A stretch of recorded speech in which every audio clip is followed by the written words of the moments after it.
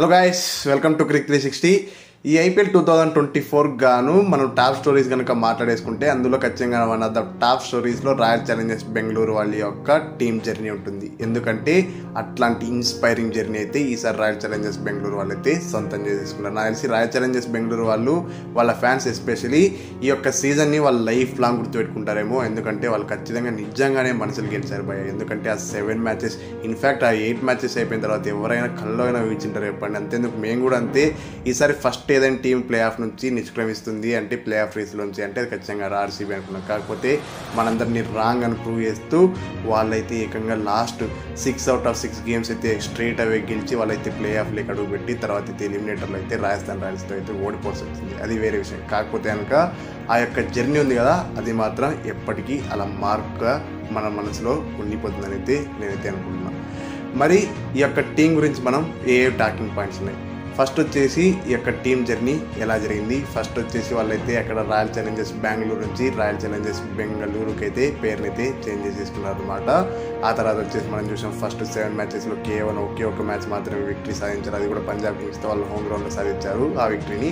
ఆ తర్వాత వచ్చేసి హోమ్ గ్రౌండ్లో పెద్ద మ్యాచెస్ అయితే కలిసి రాలేదు. ఇంకోటి బౌలింగ్ అయితే అక్కడ అల్జారీ జోసెఫ్ని ఎవరెవరినో ట్రై చేశారు, వాళ్ళు పెద్ద ఎవరు రాణించలేదు. తర్వాత వచ్చేసి బ్యాటింగ్ ఆర్డర్ పర్వాలేదు అనిపించినాక, కాకపోతే అక్కడ ఆ యొక్క బ్యాటింగ్ శైలి అనేది విన్నింగ్కి అయితే కాంట్రిబ్యూట్ అయితే అవ్వలేదు అనమాట. సో అక్కడ 7 మ్యాచెస్ చూసుకుంటే కనుక ఇన్ఫ్యాక్ట్ 8 మ్యాచెస్లో కేవలం ఒకటే ఒక మ్యాచ్ గెలిచి వాళ్ళైతే టేబుల్ బాటంలో అయితే నిలిచారు. అక్కడ నుంచి ఎప్పుడైతే ఇంకా అక్కడ ఫ్యాబ్ డు ప్లేసిస్ తర్వాత చెప్పారు కదా, ఫ్యాబ్ డు ప్లేసిస్ కోహ్లీ తర్వాత వచ్చేసి వాళ్ళ కోచ్ అయిన యాండీ ఫ్లవర్ వీళ్ళందరూ కూర్చొని చర్చించుకున్న తర్వాత మొత్తం అయితే వాళ్ళ టేబుల్ మొత్తం టర్న్ చేసి ఒక్కసారిగా టీమ్స్ అన్నీ ఉలికి పడేలాగా చేసేసి వాళ్ళైతే ఏకంగా 6 out of 6 మ్యాచెస్ గెలిచి ఆ యొక్క ఎలిమినేటర్లకి అయితే అడుగు పెట్టారనమాట. సో తర్వాత చూసాం కదా మనం కోహ్లీ ఆ స్లాగ్ స్వీప్ని ప్లేలోకి తీసుకురావడం, ఆ తర్వాత వచ్చేసి ఆ సిక్సర్లు చూసాం కదా, ఆ స్లాగ్ స్వీప్ అసలు స్పిన్నర్ల మీద అయితే విరిచిపడ్డాడు. ఈసారి మాత్రం Virat Kohli sixer hitting ability మాత్రం అమోఘం భయ్య. 38 సిక్సర్స్ కొట్టాడు. అందులో వచ్చేసి 15 సిక్సర్స్ వచ్చేసి స్పిన్నర్స్కి కొట్టాడు. అంటే అర్థం చేసుకుని అంటే వాళ్ళు ఆ 8 మ్యాచెస్ ఓడిపోయిన తర్వాత అందరు మైండ్ సెట్స్ ఎలా చేంజ్ అయిపోయాయంటే 8లో 7 మ్యాచెస్ ఓడిపోయిన తర్వాత నథింగ్ టు లూజ్ అన్నట్టు ఆడేశారనమాట. తర్వాత వచ్చేసి వాళ్ళ బౌలింగ్ లైనప్ టోటల్గా చేంజ్ చేశారు. అది ఒక లాకీ ఫెర్గ్యూసన్ పెట్టుకుని తర్వాత వచ్చేసి అక్కడ ఇండియన్ బౌలింగ్ లైనప్తోనే వాళ్ళైతే అకామిడేట్ చేశారు. కాబట్టి ఆ యొక్క రిజల్ట్స్ అనేది చివరికి ఎలా వచ్చాయంటే వాళ్ళు నథింగ్ టు లూజ్ అన్నట్టు ఆడినప్పటికీ ఎవ్రీథింగ్ టు గెయిన్ అన్నట్టయితే వాళ్ళకైతే ఆ రిజల్ట్స్ అయితే మారిపోయాయని చెప్పొచ్చు.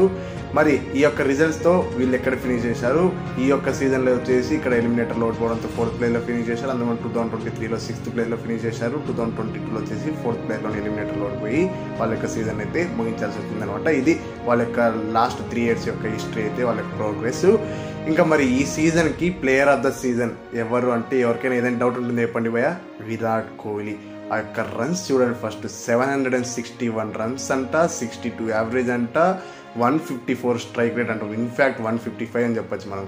సో దీన్ని బట్టి అర్థం చేసుకోండి ఈసారి విరాట్ కోహ్లీ ఎంత కన్సిస్టెంట్గా ఆడాడో. యాక్చువల్గా అంటే చాలామంది స్ట్రైక్ రేట్ ఇబ్బంది అన్నారు కదా, 150 అంటే మామూలు మాటలు చెప్పండి. అందులో ఫస్ట్లో ఓపెనర్గా వచ్చి అక్కడ ఫస్ట్ స్వింగ్ని నెగోషియేట్ చేస్తూ ఆ తర్వాత వచ్చేసి టైంకి అక్కడ విడిచిపడాలి, తర్వాత వచ్చేసి అగ్రెసర్ రోల్ ఆడాలి, ఒకసారి వచ్చేసి శ్రీలంకర్ రోల్ ఆడాలి, ఇట్లా చాలా ఉంటాయి. అట్లా టైంలో విరాట్ కోహ్లీ అతను ఎంత క్వాలిటీ బ్యాటరో అతనైతే ప్రూవ్ చేశాడనమాట. అందులో చూసుకుంటే ఈ 761 రన్స్లో అతను ఏకంగా 377 రన్స్ ఏమో పవర్ ప్లేలోనే పిండేసుకుంటాడని అంటేనే అర్థం చేసుకోండి. ఇన్ఫ్యాక్ట్ నేను ఏం గమనించానంటే ఇంకోటి ఏంటంటే ఆ 7 మ్యాచెస్కి తర్వాత నెక్స్ట్ 7 మ్యాచెస్కి టోటల్గా కోహ్లీ బ్యాటింగ్ స్టైల్ అయితే అసలు టోటల్గా చేంజ్ అయిపోయింది. ఎంత స్పీడ్ చేశారో మీరే చూశారు కదా అతని గేమ్ని అయితే. సో దీనికి బట్టి అర్థం ఏదైనట్టు కోహ్లీ ఆడితే కనుక ఆర్సీబీకి అయితే తిరుగుండదు. నాకు ఇప్పటికే ఒక బ్లూ ప్రింట్ అయితే రెడీ అయిపోయింటుంది. అక్కడ యాండీ ఫ్లవర్కి అయితే నెక్స్ట్ సీజన్లో వాళ్ళు ఎలా ప్రోగ్రెస్ కావచ్చు అంటే ఎలా ప్రొసీడ్ కావచ్చు అనేది ఈ యొక్క విన్స్ అయితే వాళ్ళకైతే ఒక ఐడియా అయితే వచ్చిందని అయితే నేనైతే అనుకుంటున్నాను అనమాట.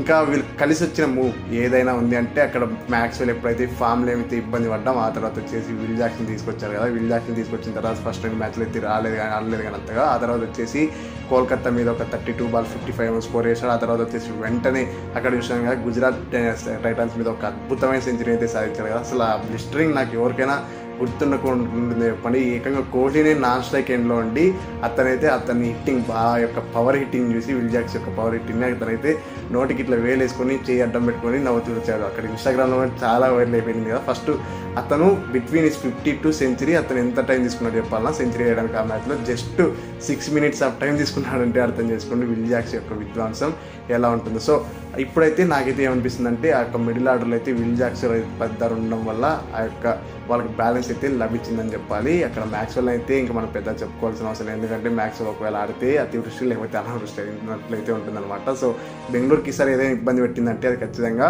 మ్యాక్స్వెల్ యొక్క ఫామ్ లేకపోవడం కూడా. ఇంకా ఆ తర్వాత వచ్చేసి వాళ్ళు కలిసి రాని మూవ్ ఏదైనా ఉందంటే అది ఖచ్చితంగా అల్జారీ జోసెఫ్. వాళ్ళైతే ఫస్ట్ ప్యాడ్ కమిన్స్ కోసం ట్రై చేశారు, అతను దక్కకపోవడంతో ఆ టెక్నిక్ చేస్తూ అంటే హైట్ ఉన్న బౌలర్స్ అయితే కాస్త ఉపయోగపడుతుంది అన్నట్టు చిన్న సమయంలో అతని మీద కాస్త ఇన్వెస్ట్ చేయడం. అతనైతే ఏకంగా ఫస్ట్ ఆడిన కొన్ని మ్యాచెస్లో 12 దగ్గర ఎకానమీ రేట్ దగ్గర అతను బౌల్ చేయడం, సో ఎక్కువ రన్స్ కన్సిడర్ చేయడంతో ఆ యొక్క మూవ్ అయితే ఏమాత్రం కలిసి రాలేదని చెప్పొచ్చు అనమాట. ఇంకా నెక్స్ట్ పాసిబుల్ రిటెన్షన్స్ ఏవైనా ఉంటాయి 2025కి అంటే ఫస్ట్ 4 players అనుకుంటే కనుక నేనేమంటున్నా అంటే ఫస్ట్ ప్లేయర్ వచ్చేసి యాజ్ యూజువల్గా విరాట్ కోహ్లీ, తర్వాత వచ్చేసి రజత్ పతిదార్, విల్ జాక్స్ వచ్చేసి సెకండ్ థర్డ్ ప్లేయర్గా ఉంటారు. ఇంకా 4th ప్లేయర్గా వచ్చేసి ఖచ్చితంగా సిరాజ్ని అయితే తీసుకొచ్చాను అనుకుంటున్నాను. ఇన్ఫాక్ట్ మనం ఇట్లయినా చెప్పేమో చెప్పలేము, సెకండ్ ప్లేయర్ని సిరాజ్ని తీసుకుని థర్డ్ 4th ప్లేయర్లో వీళ్ళిద్దరిని తీసుకున్న ఆశ్చర్యం అయితే ఉండదని అయితే నేను అనుకుంటున్నాను. మరి రైట్ టు మ్యాచ్ ఒకవేళ అవకాశం వస్తే ఎవరిని తీసుకుంటారు అనుకుంటున్నారు కింద కామెంట్లో తెలియండి. మరి ఆర్సీబీ యొక్క టీం జర్నీ గురించి మీకేమైనా కింద కామెంట్లో అభిప్రాయాలు తెలియాలని అనుకుంటే కింద కామెంట్లో తెలియజేసుకోండి. అక్కడ కావాలంటే మనం ఇంకా బాగా చర్చించుకుందాం. ఇది ఈ వీడియో అయితే తర్వాత నెక్స్ట్ వీడియో కలుసుకుందాం. అంతవరకు సెలవు. Thank you so much for watching this video.